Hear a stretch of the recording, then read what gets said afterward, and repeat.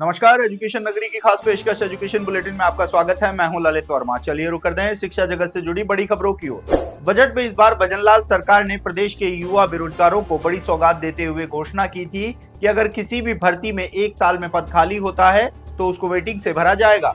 जिसके बाद युवाओं ने भजनलाल सरकार के इस फैसले का स्वागत करते हुए वर्तमान की प्रक्रियाधीन भर्तियों से इस नियम को लागू करने की मांग उठाई है।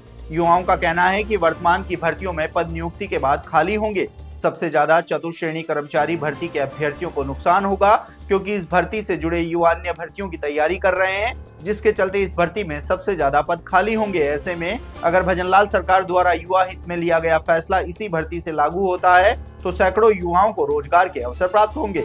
तो वहीं पटवारी, वीडियो, जेल प्रहरी, लाइब्रेरी भर्ती के अभ्यर्थी भी इसी भर्ती से इस नियम को लागू करने की मांग उठा रहे हैं। विभिन्न भर्तियों के परिणाम की मांग को लेकर आज बड़ी संख्या में युवा बेरोजगार राजस्थान कर्मचारी चयन बोर्ड कार्यालय पहुंचे। फायरमैन भर्ती, स्टेनोग्राफर भर्ती और सूचना सहायक भर्ती के अभ्यर्थियों ने बोर्ड कार्यालय पहुंचकर अपनी मांग उठाई। युवाओं ने आरोप लगाया है कि विभाग और बोर्ड की ओर से लगातार भर्तियों में देरी की जा रही है। फायरमैन भर्ती के अभ्यर्थियों ने आरोप लगाया है कि 4 साल बीत जाने के बाद भी 120 पदों का परिणाम जारी नहीं किया गया है। तो वहीं युवाओं को इस बार हर बार गुमराह किया जा रहा है। तो वहीं सूचना सहायक भर्ती के 112 सीटों पर जल्द से जल्द कोर्ट में लंबित मामलों का निस्तारण करते हुए युवाओं को राहत देने की मांग उठाई गई है।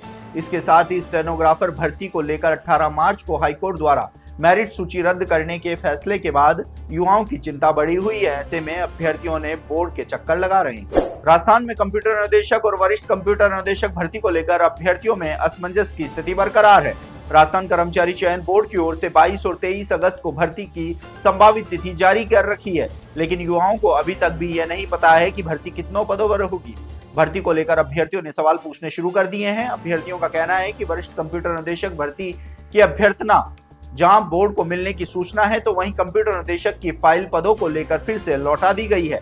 ऐसे में युवा सवाल कर रहे हैं कि क्या भर्ती समय पर होगी। इसके साथ ही कंप्यूटर निर्देशक के जो 2000 पद भर्ती के लिए घोषित किए गए हैं, क्या वो पद बैकलॉग से भरे जाएंगे। हालांकि सीनियर कंप्यूटर निर्देशक भर्ती के 300 पदों की अभ्यर्थना बोर्ड को भेजे जाने की सूचना है। एनएचएम और राजमैस की भर्ती का अंतिम परिणाम जारी हुए करीब 3 महीने का समय बीत चुका है, लेकिन अभी तक भी युवाओं को चॉइस फिलिंग का लिंक ओपन होने का इंतजार है, जिसके चलते युवाओं की नियुक्ति अटकी पड़ी है। गौरतलब है कि 28 फरवरी को अजमेर में आयोजित रोजगार मेले में युवाओं को प्रधानमंत्री नरेंद्र मोदी के हाथों बधाई पत्र सौंप दिए गए, लेकिन नियुक्ति अभी तक नहीं मिल पाई है। भर्ती से जुड़े युवाओं का कहना है कि 3 महीने का समय काफी ज्यादा होता है। विभाग की ओर से लगातार नियुक्ति में देरी की जा रही है। विभाग के अधिकारियों जहां संतोषजनक जवाब नहीं देते हैं, तो वहीं चिकित्सा मंत्री से दर्जनों बार मुलाकात के लिए उनके आवास पर जा चुके हैं, लेकिन चिकित्सा मंत्री हैं कि मुलाकात ही नहीं कर रहे हैं। ऐसे में भर्ती से जुड़े युवाओं में लगातार आक्रोश बढ़ रहा है। युवाओं ने जल्द से जल्द भर्ती को पूरा करने की मांग तेज कर दी है। राजस्थान हाईकोर्ट में भर्ती मामलों में 2 अहम आदेश सामने आए हैं।